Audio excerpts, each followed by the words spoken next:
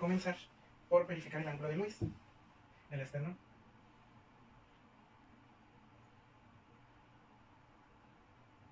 Ok, entonces ahora vamos a proceder a examinar los ruidos cardíacos.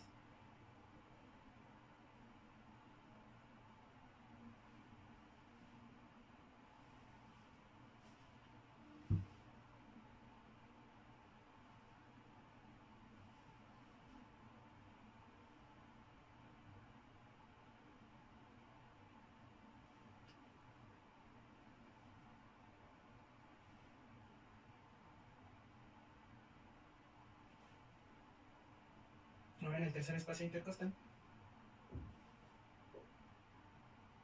Respirando, por favor.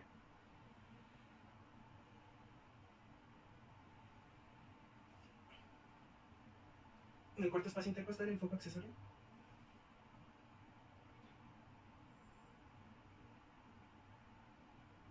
Ahora trazaré una línea imaginaria en la media clavicular por el espacio de la quinta costilla.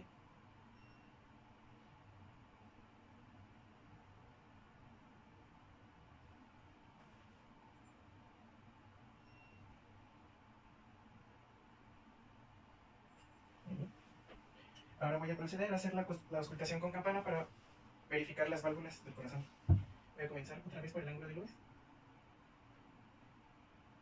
Primero el foco óptico.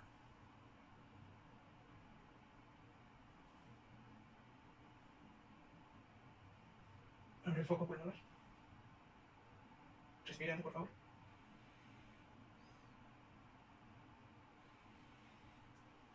Ahora continuaré con el tercer foco cardíaco, el foco accesorio.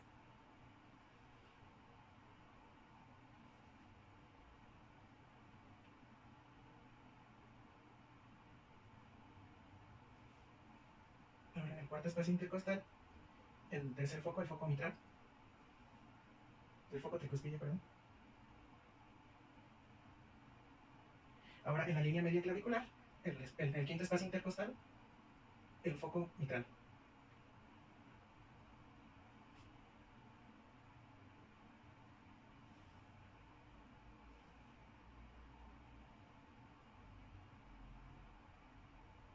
Ok, eso sería todo por la exploración de hoy. Muchas gracias.